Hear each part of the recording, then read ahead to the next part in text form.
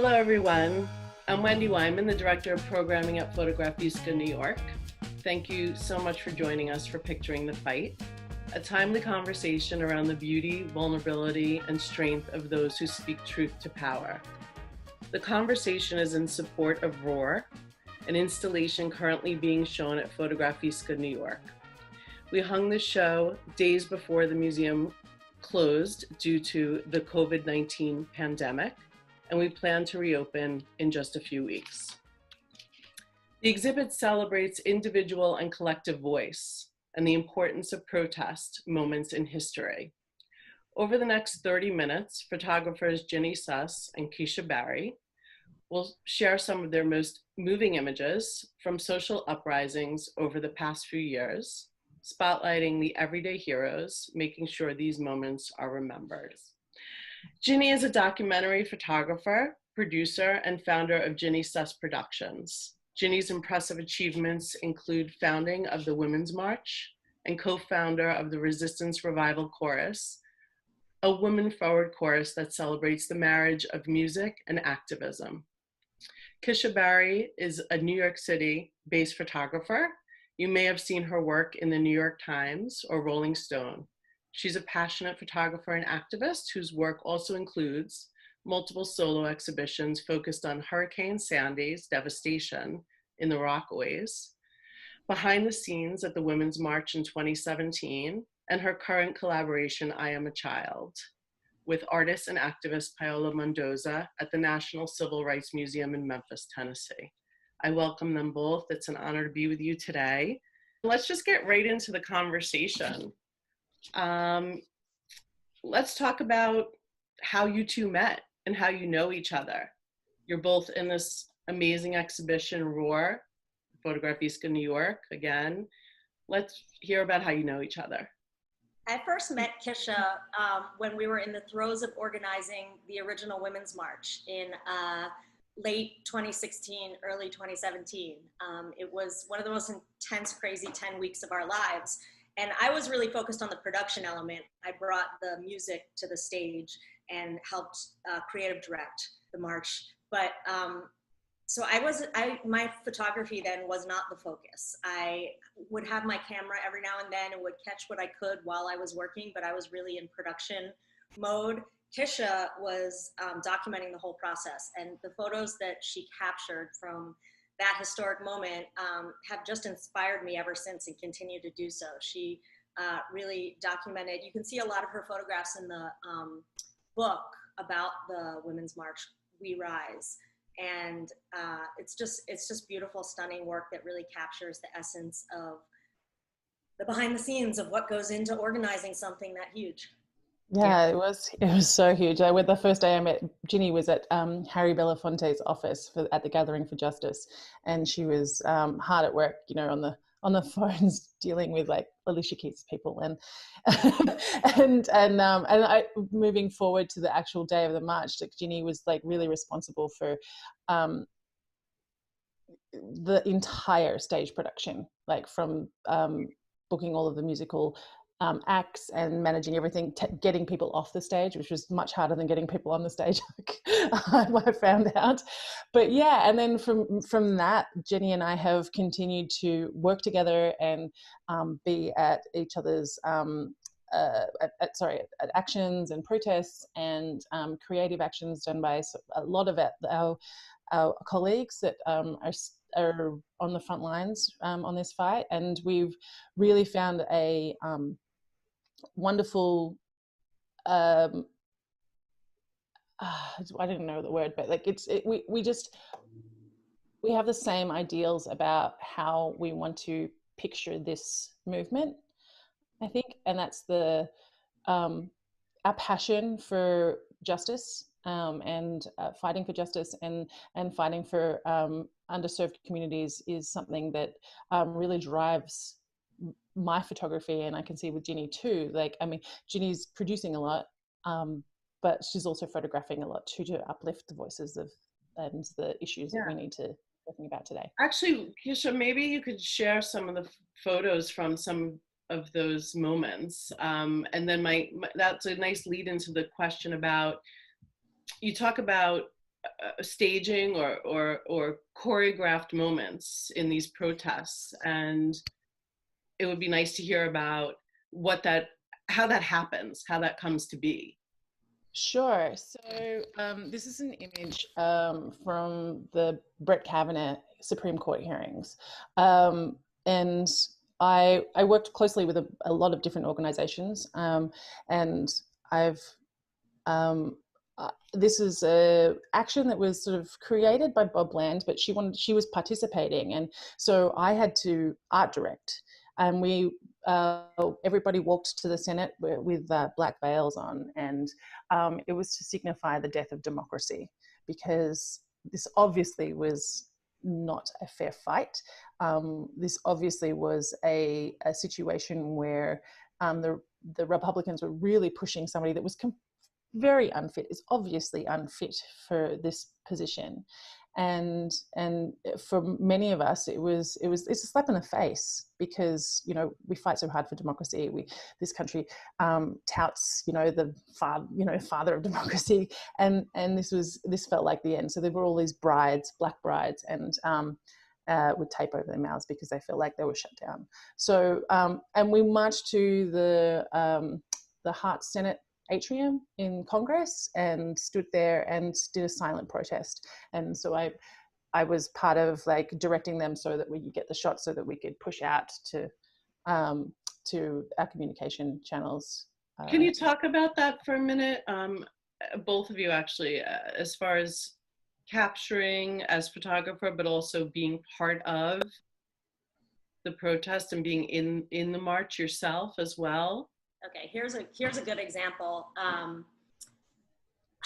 of the way Kisha and I, both of what we do together. We're often multitasking and assuming many roles. Kisha art directed and shot and marched with the group going to the Hart Building. We both find ourselves in that situation quite frequently. And what's unique about both of us is we're not press. So we're often shooting as part of the movement. We are affiliated with, some of the organizations who are putting on these various actions, or individuals putting on these actions, and we're shooting in allegiance with them. And so that puts a different perspective on it, and takes away a bit of the tension of press, who are, sort of outsiders doing coverage. We are kind of insiders experiencing this and trying to capture our experience, working with these people on the ground to help uplift issues of social justice around marginalized communities. I think, so this is an example of an artistic action we all did. Kisha is part of the Resistance Revival Chorus, which I co-founded and I manage. And a bunch of us came together to join Viva de la Cruz in the center there, who has her action, her thing is thank God for abortion. And it's really beautiful and amazing. And we joined her at Middle Church in New York City on 2nd Avenue for a big protest during, I don't exactly remember when, but it was sometime in the last 3 years when they were trying to restrict reproductive rights, which they've done repeatedly. And so we were advocating on behalf of communities that were gonna face restrictions. And we all came together and we sang, and Viva performed and spoke. And we decided to do a collaborative picture to capture that day. And so this is an example of a photo. I'm in this photo. So if you look on the very right side, you'll see me. So how did I shoot that? And I'm in that. So that also for me raises a question of what photography is. I'm almost always behind the lens. In this one, I was part of the group performing and singing. So I felt it was important to join them on that stage. So what I did was I organized the shot and I helped place everyone and sort of direct the positioning.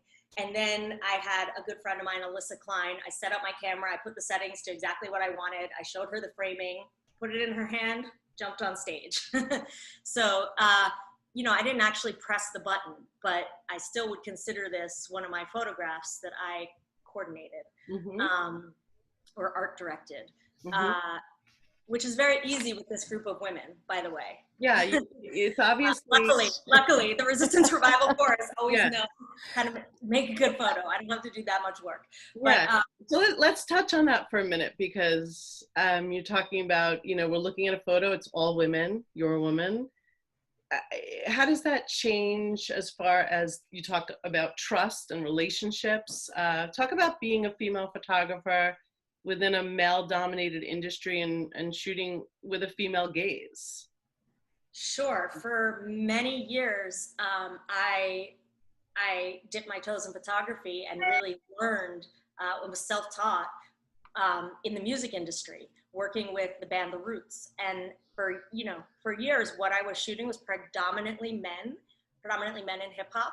And it was very male dominated space. And there was definitely there's a different relationship. But in that space, I was shooting with the band. So I still was not on the press side. So there was still that sort of shooting with an insider's eye to help show the world a little peek in from an insider's perspective, which I think is what Kisha and I are both doing in this movement space, is giving people a bit of an insider's perspective to help raise awareness about these issues, which is at the end of the day what it's all about. And what these images, to me, they're not just marking a moment in time. They're not just documentary. They are tools that can be used to help affect change. Yeah.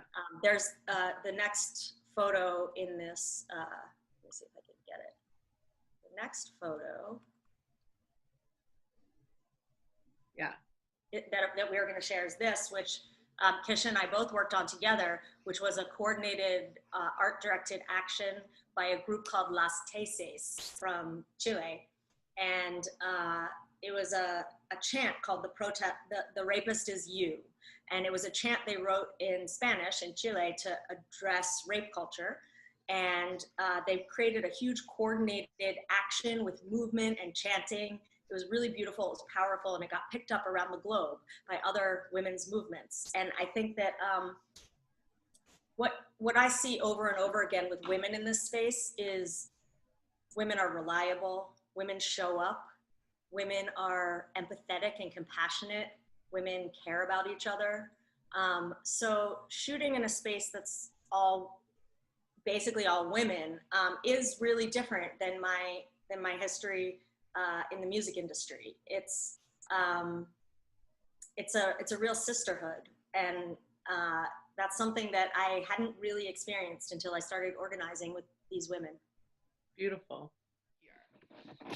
Kisha, can you respond with regards to humanizing individuals with a focus on women? Yeah. Maybe about this photo in front of us now. Yeah. As Ginny mentioned earlier, we come from, like, her experience in the music industry is exactly the same as in the photographic industry. As somebody, all my colleagues are photojournalists, and the conversation is hugely based currently around not enough women being represented, not enough women's viewpoints being represented, as well as not enough people of color and their viewpoints being represented in the media. So I feel like it's really important as a woman of color to be able to uplift those voices as much as I possibly can. When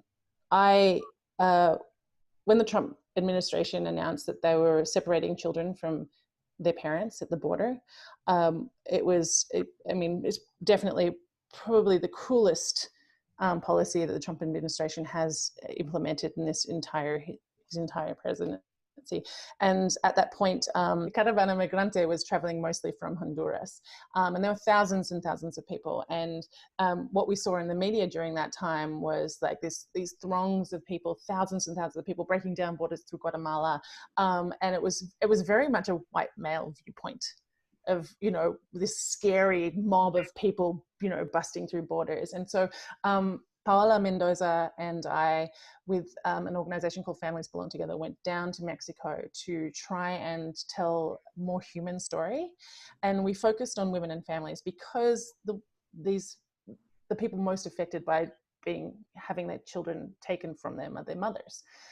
So we focused on mothers, and this is a photograph of Rosa with two of her 4 children, and she was traveling alone. She didn't have anybody else, and it really was. We really needed to uplift the human story of these migrants, these refugees, and we successfully did that. We had this story published, and then all of a sudden the media jumped on the bandwagon. They were like, oh, these are real people, let's do stories about these people. So in just that first week of us traveling along the caravan, it was the work was really important to change the narrative, and we successfully did that, and I'm really proud of that work. And now Rosa is currently in New Orleans fighting for her asylum case, and you can actually there's a link that I've posted that you can go to help her with her GoFundMe campaign to help her with her legal fees. I just want to weigh in on what Kisha was talking about with Rosa. I mean, that story is still to this day just one of the most powerful stories that I've heard, that really humanizes the issue of immigration and puts a woman's face to this issue. Rosa's someone that I've been able to support a small bit whenever I can, and we've come to follow her journey and her story, which is just incredible.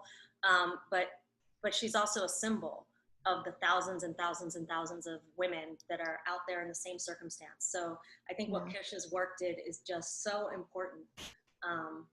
There were 2,300 children on that particular caravan traveling. And that's only one caravana in amongst many. Yeah. I mean, we don't have this in the script, but how much of this do you leave in that moment, and how much do you take home with you is really what I start to think about. I mean, the stress and anxiety of being a woman, being a child, watching a child, having a mother, becoming a mother, all of these things play in so much to, our subconscious and conscious every day. Like, being down there changed my life. I witnessed something that I could never unsee, and I don't believe anybody should be treated in this fashion. I don't believe anybody should have to uproot themselves from their home to find safety and then be treated on the other end like they're being treated. It's heartbreaking, and Also think like the value of what Kisha's work is doing, just humanizing the people who are coming across this border.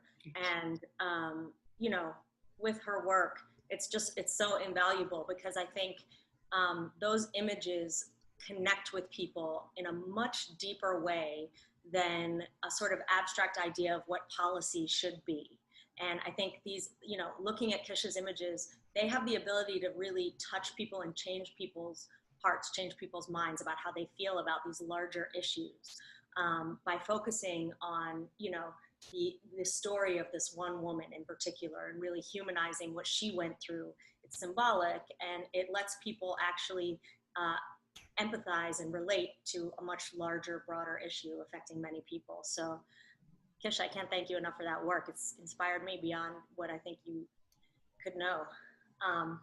But, so we were talking about, capturing women, and, I feel like I've been extremely lucky, and it's every time I'm shooting, whether it's in the music space or in the activist space, I think, I try to position myself in, that I am in a position of privilege, being able to be around these incredible people and being able to document them. It's a privilege for me. And this is one example. Bambi, I hadn't met Bambi until this day, but this was at a different women's march, the 2nd year anniversary women's march in Las Vegas. And Bambi is a fierce advocate for trans rights. She's a trans Latinx woman, and she's beautiful. And what I liked about this moment, again, when we talk about humanizing, I just felt like sometimes when you're shooting, you catch someone in a sort of contemplative moment where they're really just inside themselves. And there's something very intimate about that. There's something that anyone can relate to. And I think that this just showcases, you know, naturally how beautiful she is. But it's more about sort of within these larger moments of protest and these larger moments of action, there's the individual, and there's the individual facing their own trauma and their own troubles and their own personal struggles, and they have a whole life and they have bills to pay around them. And it's sort of, I was trying to capture really like the fullness of this one person in a moment, just sort of having a sigh, having a contemplative moment with themselves. Beautiful. Within the context of the larger march. Yeah, this is such a beautiful, quiet moment. I have actually had some really deep conversations with Bambi, and just the power, all of like the pain and the hurt and the life that she's led, you know, and she just keeps fighting and fighting and fighting for her people, and it's just really, she's such an inspiring figure. Yeah. And I also think it's super important, like Kisha talks about, you know, for us to really take it as a responsibility to highlight the most marginalized, the most oppressed peoples, and put their stories forward. And when it comes to trans women in this country, you know, it's just unbelievable, the struggles that they face, and so many of them are institutionalized. So many of them are fixable by policy and culture shifts. And so I think the more that we are able to help uplift that issue and showcase these beautiful women, you know, the more we can bend the arc toward justice. Absolutely. The LGBTQ community really gets left behind in a lot of, particularly trans women, in all of the issues. So yeah, I really love that you're uplifting this work. I think that the next set of photos will even further demonstrate as well some of these issues, and it ties into today's issues as well, the moment that we're in right now. So this image is an image I shot at an early Colin Kaepernick protest where we were supporting Colin Kaepernick's right to kneel in opposition to police violence. You know, what he was modeling and standing for there is exactly why we are in the streets today. You know, shouting Black Lives Matter, standing up for the movement for Black lives, asking to defund police.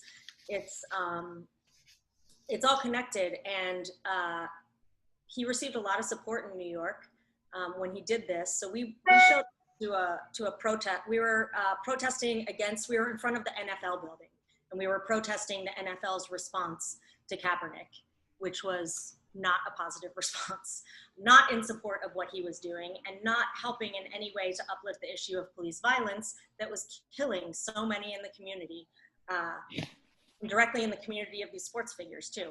So at this protest, why this image that I captured stood out to me, because I was surrounded by a sea of men. And I find that often when we're talking about police violence and criminal justice reform, the focus is on men in the system. And while, of course, that's a huge problem, I feel like the issues women face with police violence, women of color, Black women specifically, the issues women face in the criminal justice system are often secondary to the men. It's become, I don't know how, but it's very much a man's issue. It doesn't only affect men. It, in fact, hugely affects women and disproportionately affects women. So this photo was just an image of these three women standing in their strength amidst a sea of men protesting, but they were really just like holding their space and so strong, and kind of quietly feeling what this issue brings up. And we don't know their personal stories. I don't know if they have people in their lives who have been killed from police violence. I don't know if they have people in their lives who are incarcerated, but I do know that in this moment, they were amongst a sea of men protesting, and they were making their presence be known in just standing in their own strength and holding space and allowing themselves to feel what they were feeling, but being connected to each other. When you see her hands, the woman in the center holding these two other women, that to me is, that's what we do as women. We hold each other. We hold each other up. We support each other. And that was just a beautiful moment.